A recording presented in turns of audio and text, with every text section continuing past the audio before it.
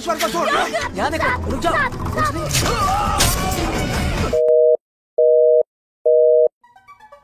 Halo teman film dimanapun kalian berada, bertemu kembali di channel Teman Film. Film berikutnya yang akan Mimin bahas yaitu film yang berjudul Cita. Film yang dirilis pada tahun 2023 ini diperankan oleh Siddharth, Nemisa Sanjaya, Anjali Nair, dan masih banyak lagi yang lainnya. Film ini menceritakan tentang balas dendam seorang paman pada pemerkaos keponakan tercintanya. Bagaimanakah kisah selengkapnya? Yuk gak berlama-lama lagi, kita kupas tuntas film ini. Oke guys, kita langsung saja ke alur ceritanya.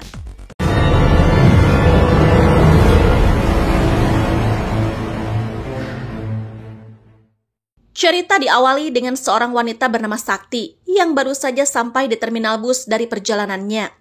Di sana Sakti terlihat bingung, dan tak lama kemudian datanglah seorang pria bernama Eswaran. Mereka saling tatap-tatapan, seolah-olah saling mengenal. Tak lama kemudian, Eswaran melihat jamnya dan teringat jika dia harus menjemput keponakannya yang bernama Sundari. Eswaran pun tiba di sekolah Sundari. Satpam di sana mengatakan kalau Sundari sudah pulang. Mendengar itu, Eswaran pun naik pitam dan marah kepada Satpam. Tapi ternyata keponakannya sedang bersembunyi di balik pohon. Sorry, tension में आ गया. Eswaran yang mengetahuinya segera mengeluarkan ponselnya dan bermain game untuk memancing Sundari keluar. Sundari yang tak bisa menahan rasa ingin tahunya keluar dari persembunyiannya. Itu membuktikan bahwa dia sangat anteng jika bermain game. Cacu, udar. Sesampainya di rumah, Eswaran membantu kakak iparnya. Dia adalah Ibu Sundari yang seorang single parent yang ditinggal mati oleh suaminya. Tak lama kemudian, Sundari pun memanggil-manggil Eswaran karena mandinya sudah selesai. Eswaran pun datang dan nampaknya memakaikan baju untuk Sundari. Tak ada yang aneh dari kedekatan mereka karena Eswaran begitu sayang kepada keponakannya itu. Sebagai kakak ipar, Ibu Sundari selalu mengingatkan Eswaran untuk segera menikah. Bahkan dia ingin menjodohkannya dengan anak tetangganya. Namun Eswaran menolak dengan alasan belum ingin kawin. Setelah itu, Eswaran pergi menemui temannya yang bernama Fadipel. Dia adalah seorang polisi. Di sana, Eswaran terlihat sedang menyuapi keponakan dari Fadipel yang bernama Poni, yang juga teman dekat Sundari. Karena kebaikan Eswaran, Poni sangat dekat dengannya daripada dengan Fadipel. Cerita pun berpindah. Di waktu subuh, Eswaran sudah mulai berangkat kerja. Eswaran adalah pegawai negeri yang bertugas sebagai kepala bagian kebersihan di kotanya. Sesampainya di sana, dia langsung memimpin dan memerintahkan para pegawainya untuk langsung bekerja. Nampak seseorang memberitahunya bahwa ada seorang pegawai baru yang bekerja sebagai petugas kebersihan. Eswaran terkejut melihatnya, yang ternyata itu adalah Sakti yang kemarin dia temui di terminal bus.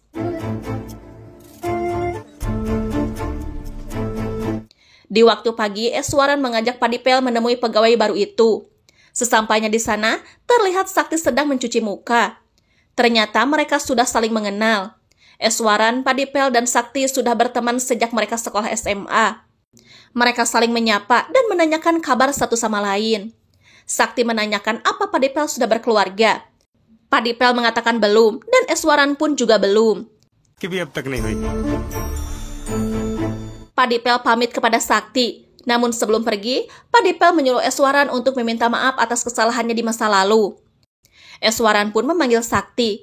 Namun karena ego dan gengsi, Eswaran malah mengatakan agar tidak mengobrol saat sedang bekerja. Sakti pun meminta maaf dan pergi. Sorry, sir. Saat di kantor, Sakti dipanggil dan disuruh untuk meminta tanda tangan dan cap ke ruangan Eswaran. Sakti pun menuju ke ruangan Eswaran. Di sana dia memberikan sebuah kertas untuk ditandatangani tanpa mengeluarkan sepatah kata pun. Sakti. Eswaran berkata, dia meminta maaf jika dia sangat menyesal, dan dia menanyakan kabar Sakti. Eswaran pun menyatakan jika dia mencarinya sejak dulu, tetapi mengapa Sakti menghilang. Ternyata mereka berdua sudah dekat dari zaman SMA. Namun entah apa kesalahan Eswaran, Sakti pun marah dan meninggalkan Eswaran. Eswaran pun mengejarnya, namun karena Sakti emosi, dia langsung menampar Eswaran. Sakti. Di tempat lain, di hari yang sama, Eswaran dipanggil ke sekolah Sundari. Di sana dia melihat Sundari sedang dihukum dan menangis. Eswaran membawa Sundari menuju kantor kepala sekolah. Di sana dijelaskan bahwa Sundari telah menculik pensil ajaib milik temannya. Sundari tidak mengakuinya dan Eswaran pun membela Sundari.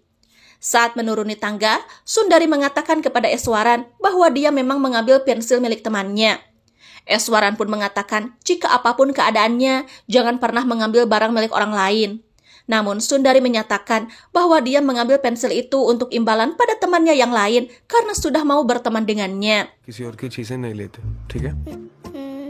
Setelah sampai di rumah, Eswaran berniat akan memindahkan Sundari dari sekolah itu karena merasa jika tak ada yang tulus menemani Sundari.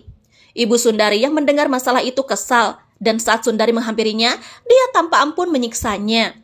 Eswaran langsung pasang badan untuk melindungi Sundari dari amarah ibunya.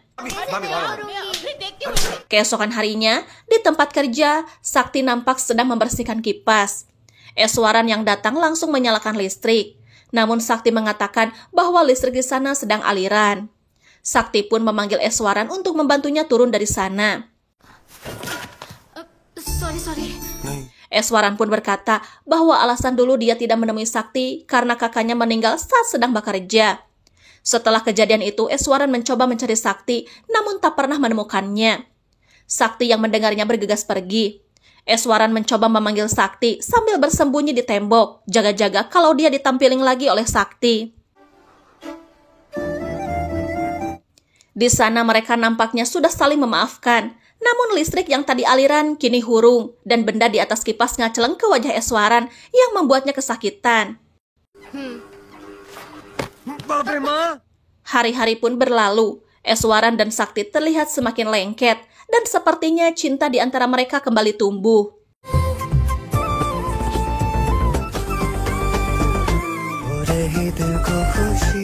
Sementara itu, cerita pun berpindah kepada Sundari yang sedang berada di rumah Poni dan sedang mengerjakan tugas. Yang ternyata, kini Sundari satu sekolah dengan Poni.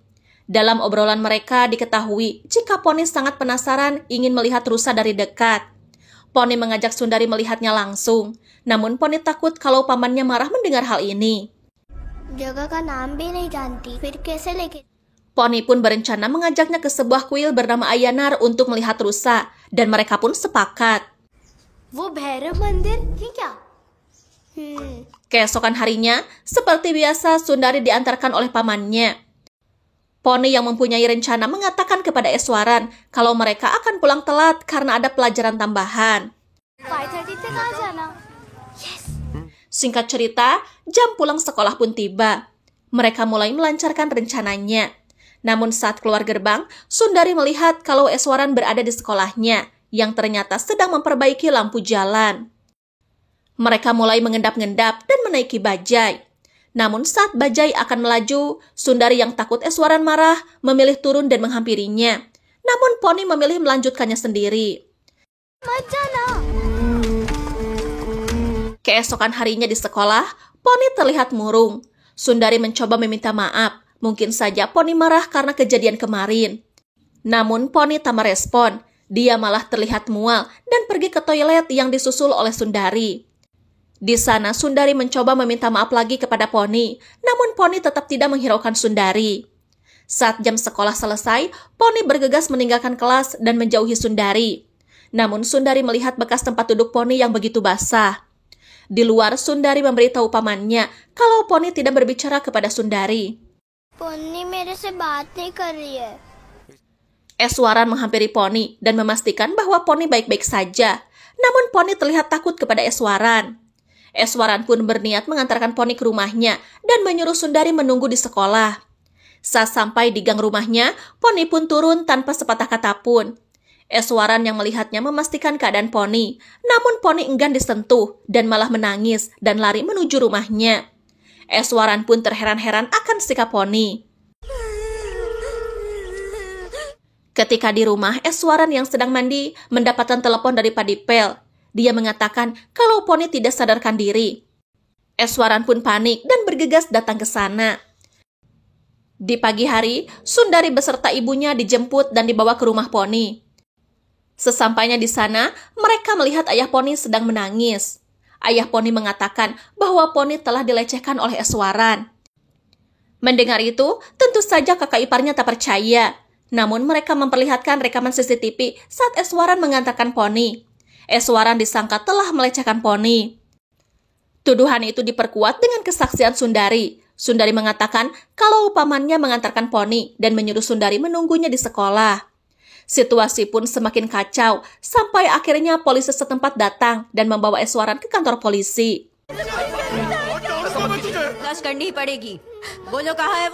Tak lama kemudian, Sakti datang untuk melihat Eswaran. Eswaran hanya diam tanpa pembelaan apapun. Padipel saat itu datang dan membebaskan Eswaran karena belum ada keterangan resmi dari korbannya yaitu Poni. छोटी सी बच्ची है वो, बदनामी होगी. Di luar, Eswaran mencoba menanyakan keadaan Poni. Padipel sebagai paman Poni marah kepada Eswaran karena percaya bahwa Eswaran melecehkan Poni. Eswaran mencoba menjelaskan kepada Padipel, namun Padipel tidak mempercayai penjelasan Eswaran dan dia pun memukulinya. Ketika di rumah, Eswaran terlihat bingung atas kejadian yang dia alami. Kehormatannya pun tercoreng karena tuduhan yang tak pernah dia lakukan. Apalagi kakak iparnya membatasi kedekatan Sundari dengannya.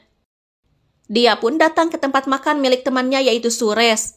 Sures yang percaya jika Eswaran tak bersalah menyambutnya dengan baik dan menyuruhnya makan.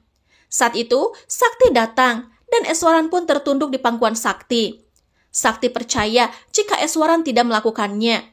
Namun dia menanyakan mengapa Eswaran tidak mengajak Sundari ketika kejadian itu. Eswaran yang mendengarnya langsung marah, seakan Sakti pun tak mempercayainya, dan Eswaran pun menyuruh Sakti pergi. Keesokan harinya, saat Sundari akan berangkat sekolah, ibunya mengatakan agar berhati-hati, jangan sampai ada yang memegang tubuhnya, meskipun itu adalah pamannya sendiri. Tak disangka, Eswaran mendengar percakapan itu dan memilih meninggalkan mereka. Eswaran terlihat sedang melamun, dan Padipel pun datang sambil menangis dan memeluk Eswaran. Padipel meminta maaf karena sudah menuduh Eswaran melakukan hal keji itu kepada Poni.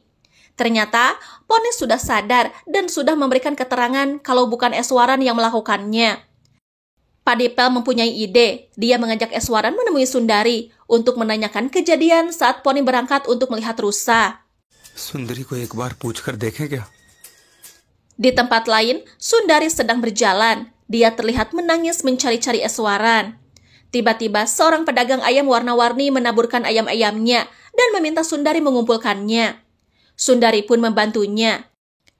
Dan setelah itu dia mengajak Sundari. Awalnya Sundari menolak, namun dia memberikan ponselnya untuk bermain game.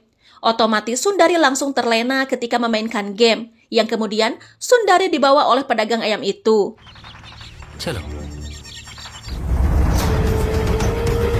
Di tengah jalan, Eswaran dikagetkan oleh kakak iparnya yang menangis, sambil mengatakan kalau Sundari hilang, dan kemudian kakak iparnya pun pingsan. Eswaran langsung membawanya dengan sepeda motor. Di malam hari, Eswaran mendapatkan bukti rekaman CCTV yang memperlihatkan Sundari telah dibawa ke sebuah terminal bus. Keesokan harinya, seorang wanita yang sedang mencari hewan ternaknya dikagetkan dengan sosok jasad anak perempuan yang tewas karena dibakar. Polisi yang memeriksanya mengatakan kemungkinan jasad itu adalah korban pemerkosaan lalu dibunuh oleh pelaku.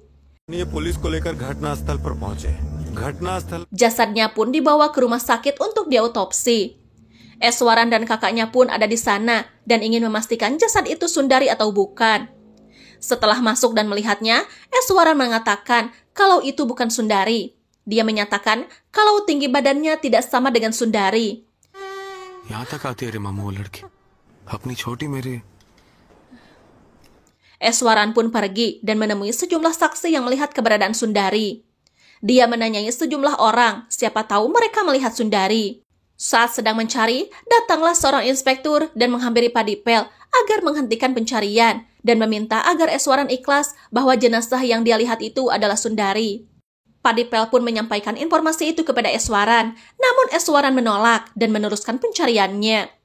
Hingga dia sampai di sebuah tempat dan melihat anak perempuan yang membawa tempat minum mirip dengan kepunyaan Sundari. Eswaran menanyakan di mana dia mendapatkannya. Anak itu mengatakan jika dia mendapatkannya di dekat penemuan jenazah. Eswaran pun tertunduk dan menangis, seakan percaya bahwa jenazah yang ditemukan itu adalah Sundari. Keesokan harinya, Eswaran sudah berada di rumah sakit karena dia dipanggil oleh dokter yang mengotopsi jasad itu. Dokter menyatakan kalau umur korban adalah 11 tahun, berbeda dengan Sundari yang baru berumur 8 tahun. Dan orang tua si korban sudah datang untuk mengambil jenazah anaknya. Eswaran yang mendengarnya merasa lega dan langsung pergi. Dia menemui anak yang menemukan botol minum Sundari karena berjanji akan menukarnya dengan yang baru. Anak itu menolak dan mengatakan jika botol minum itu kemarin dia temukan berbau bensin, oleh karena itu dia mencucinya. Petrol की बदबू आ रही थी, पानी कैसे पीते? Mendengar itu, Eswaran dan Padipel mendatangi kepolisian untuk meminta rekaman CCTV SPBU terdekat saat mayat anak itu ditemukan. Benar saja, anak itu bukan Sundari, namun dia membawa botol minum Sundari untuk diisi bensin, dan tangan satunya membawa sebuah karung yang sepertinya anak itu terlihat tertekan. Setelah diselidiki, ternyata pelaku membunuh korbannya setelah 14 hari penculikan. Kemungkinan Sundari pun akan memakan waktu 14 hari juga. Oleh karena itu, kepolisian akan berusaha untuk menemukannya sebelum 14 hari. Namun Eswaran memiliki pikiran yang lain, di mana penculik itu akan membunuh korbannya setelah mendapatkan mangsa berikutnya.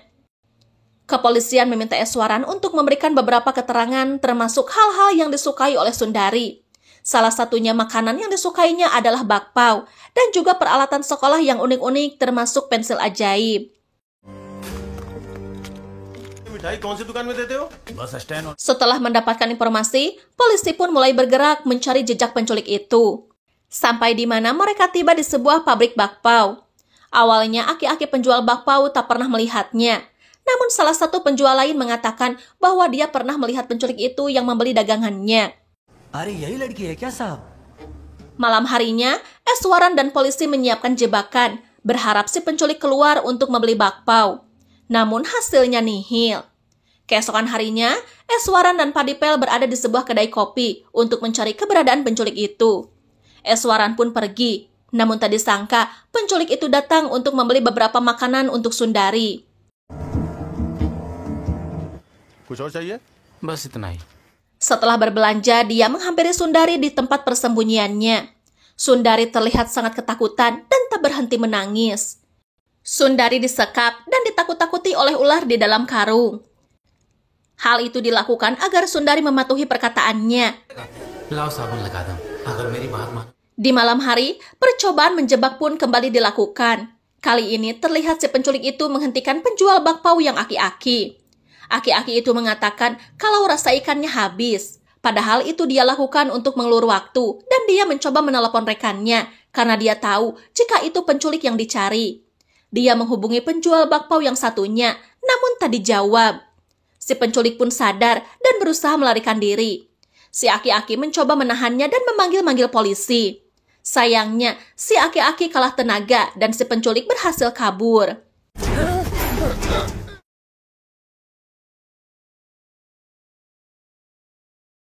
Keesokan harinya, si penculik merubah penampilannya. Dia juga memotong rambut Sundari dan mengganti bajunya. Dia menyuruh Sundari membeli bensin yang akan dia pakai untuk membunuhnya.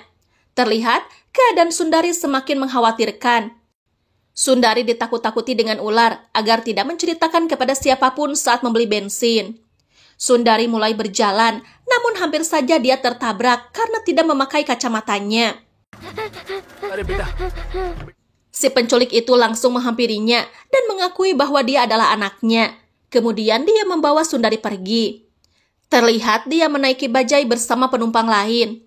Namun di tengah perjalanan, dia melihat polisi yang diyakini sedang mencari keberadaannya dan terlihat melakukan pemeriksaan ke setiap kendaraan.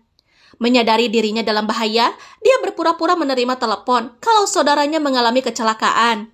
Dia pun menitipkan Sundari pada penumpang lain untuk diturunkan setelah pemeriksaan polisi dengan alasan jika dia akan pergi ke rumah sakit. Dia pun pergi meninggalkan Sundari. Di sana Sundari terlihat lemas. Penumpang lain melihat banyak memar di tubuh Sundari dan menyadari jika pria tadi bukan ayahnya. Dia pun segera memanggil polisi untuk melihat kondisi Sundari. Sundari terlihat ketakutan yang kemudian pingsan. Sundari pun segera dibawa ke rumah sakit, namun si penculik terlihat berhasil melarikan diri. Eswaran yang berada di sana menyadari kalau anak perempuan yang dibawa oleh polisi itu adalah keponakannya. Di rumah sakit, Eswaran berbicara kepada Padipel kalau kepolisian menemukan penculiknya, tolong serahkan kepadanya karena dia akan membunuhnya dengan tangannya sendiri. Sundari terlihat sangat trauma dan tertekan ketika melihat laki-laki, dan ibunya mencoba menenangkan Sundari. Eswaran pun tak kuasa menahan air mata. Dia berlutut sambil menangis melihat keadaan Sundari. Keesokan harinya, Eswaran datang setelah membeli perlengkapan untuk Sundari. Di sana dia dikejutkan dengan kehadiran Poni yang akan menjenguk Sundari. Poni pun berlari dan memeluk Eswaran. Akhirnya Poni sembuh dari masa traumanya dan kembali seperti biasa. और तुम? Di tempat lain, Padipel dan Sakti bertemu di parkiran rumah sakit. Padipel mengatakan jika dia sudah menemukan penculiknya dan meminta Sakti untuk menghentikan keinginan Eswaran membunuh pelaku. Dia meminta Sakti membujuknya.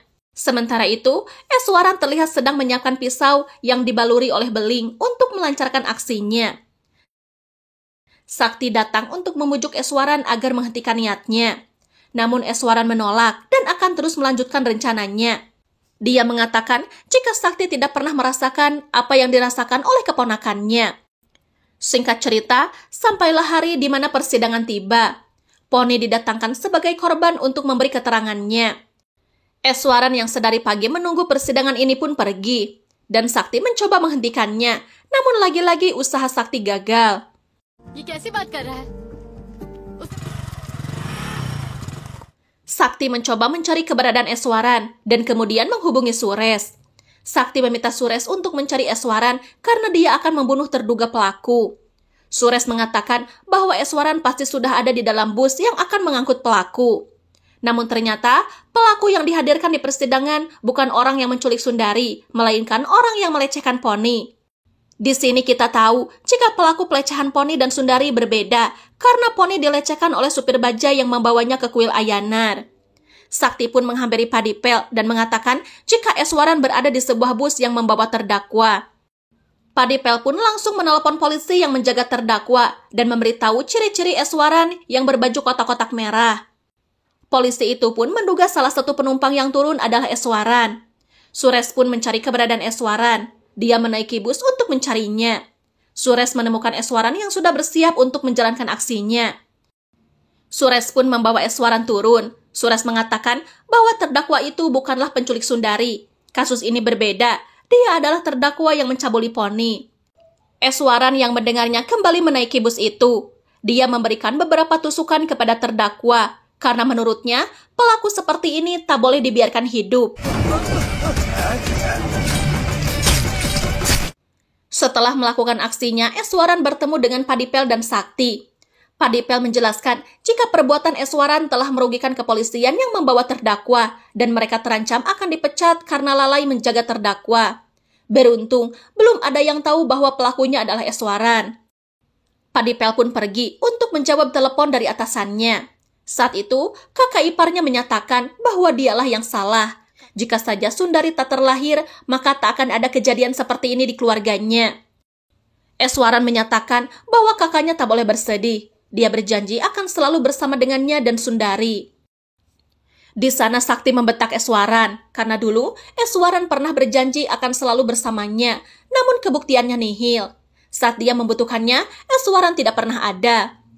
Sakti pun menceritakan bahwa ketika mereka janjian dulu, dia terus menunggu Eswaran. Sampai di mana pamannya datang yang tahu jika dia sedang janjian dengan seorang laki-laki. Pamannya menyeretnya ke semak-semak lalu melakukan perbuatan keji terhadapnya. Mulai hari itu, dia menjadi pelampiasan pamannya sendiri. Itulah alasannya kenapa dia menghilang dan tidak bisa ditemukan oleh Eswaran. Shakti. Seiring berjalannya waktu, Sundari pun pulih kembali.